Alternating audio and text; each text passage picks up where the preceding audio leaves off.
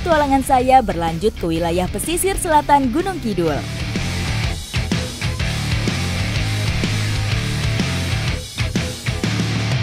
Tiba di Pantai Betueng, saya sudah ditunggu oleh Pak Agung dan Mbak Yuni untuk mencari salah satu hasil laut di kawasan pesisir selatan Gunung Kidul ini. Kali ini saya sedang berada di Pantai Betueng Gunung Kidul. Kita mau mencari kepiting balap atau di sini nyebutnya tuh yuyu krete. Semacam kepiting kecil gitu dan ternyata cantik banget ini warnanya. Kita mau cari lagi. Yuyu kretek atau umumnya disebut kepiting hantu biasanya hidup di pantai pasir kawasan tropis dan subtropis di seluruh dunia. Saat siang hari yang terik, hewan bercapit ini biasa menghabiskan waktunya dengan berdiam di dalam lubang pasir. Cangkang yang berwarna pucat dan transparan menjadi penyamaran yang sempurna di antara pasir dan batuan pantai. Tak heran kalau yuyu kretek juga disebut sebagai kepiting hantu. Yuyu krete ini hidupnya memang di pasir pinggir pantai atau di sela-sela batuan yang dekat dengan airnya. Karena makanannya itu dari lumut-lumut yang ada di batu-batu yang basah karena kena ombak.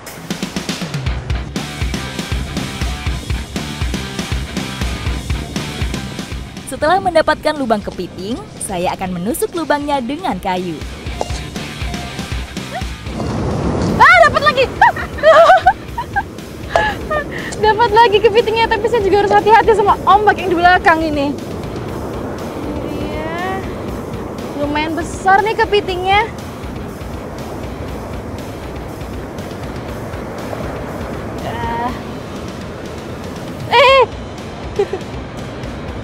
Oke, ini lebih besar daripada yang tadi dan warnanya juga berbeda, lebih ke coklat, kalau yang tadi lebih agak pink gitu. Dan ternyata capitnya itu besar sebelah ya. Terus juga yuyu kretek ini kalau siang itu dia tidak agresif karena penglihatannya terganggu, jadi saya masih aman nih megangnya. Wah, dapat juga, Mbak! Tak hanya jago menyamar, julukan kepiting hantu karena kecepatannya. Dengan ukuran tubuhnya yang kurang dari 10 cm, yuyu kretek mempunyai kecepatan berlari hingga 2 meter per detik.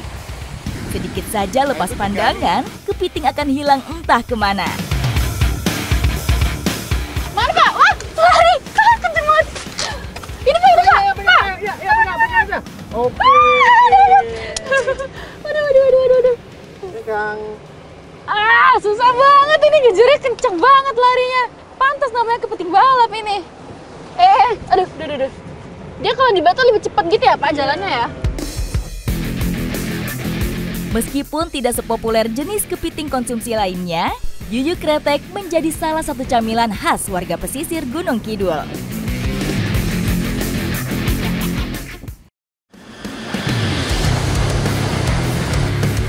Jadi yuyu krete ini harus dibersihin di bagian punggung dan insangnya supaya nggak gatel. Ini bisa buat alergi nih kalau nggak dibersihin.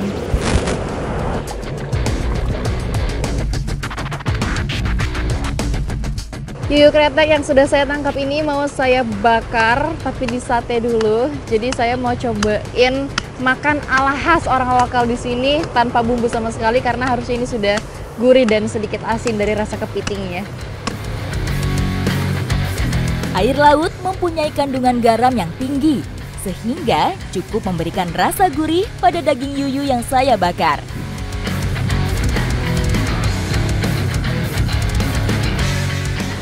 Jadi kenapa ini dinamakan Yuyu Kretek? Karena jalannya itu biasanya di pinggir-pinggiran bebatuan untuk mencari makan. Nah itu tuh di sini nyebutnya kretek. Tapi kalau menurut saya Pak, kenapa namanya kretek? Itu karena kalau digigit bunyinya krenyes gitu.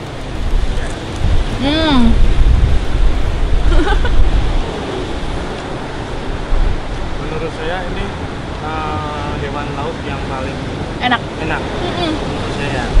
Rasanya sama kayak kepiting besar biasa ya, cuma ini versi lebih kecilnya aja. Dari pengalaman ini, saya semakin yakin bahwa laut dan pesisir Indonesia sangat kaya. Banyak sumber makanan yang tersimpan di dalamnya.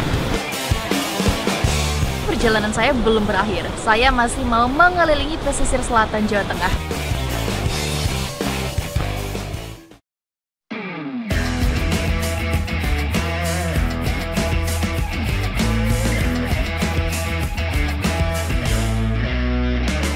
Kedatangan saya ke Desa Sirukun, Banjarnegara karena desa ini akan melaksanakan kirap 1000 tenong dalam beberapa hari ini.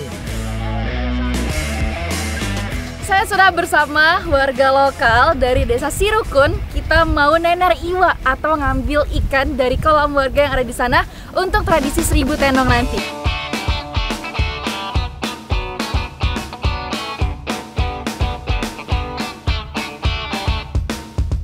Berjalan di antara persawahan, saya ikut merasakan pancaran kegembiraan dari setiap warga yang mengikuti kegiatan ini.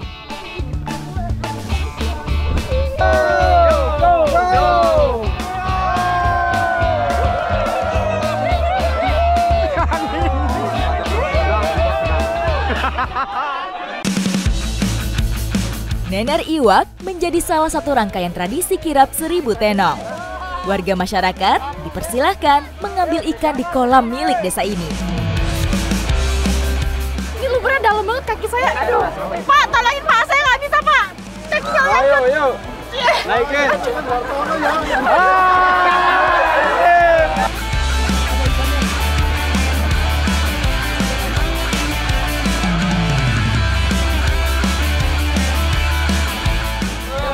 Lubernya dalam banget ini, saya pada udah berusaha untuk naik tapi bisa.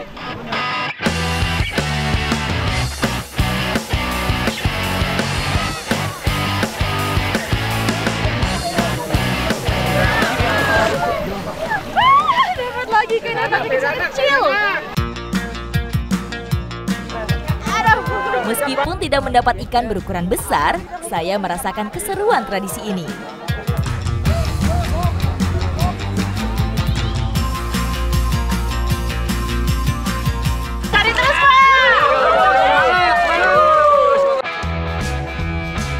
Nenar Iwak di kolam desa ini juga menjadi bentuk sumbangsi desa untuk warganya. Jadi, semua warga bisa turut menikmati hasil ikannya. Ini besar ini ikannya. Kamu bilang dapat yang besar satu. Dapat berapa? Dapat berapa? Mantap. Ini ikan terbesar.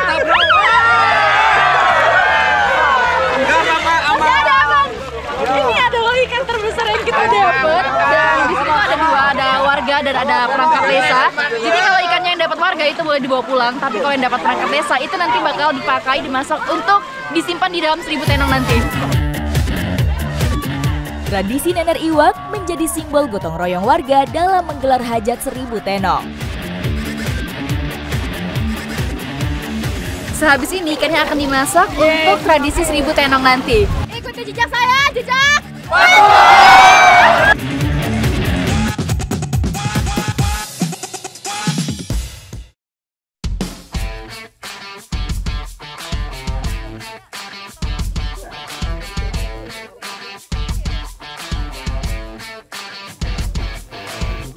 Setelah Nenar Iwak, saya mengikuti kegiatan warga di salah satu dusun untuk mempersiapkan gunungan. Ini tuh hasil bumi dari Desa Sirukun.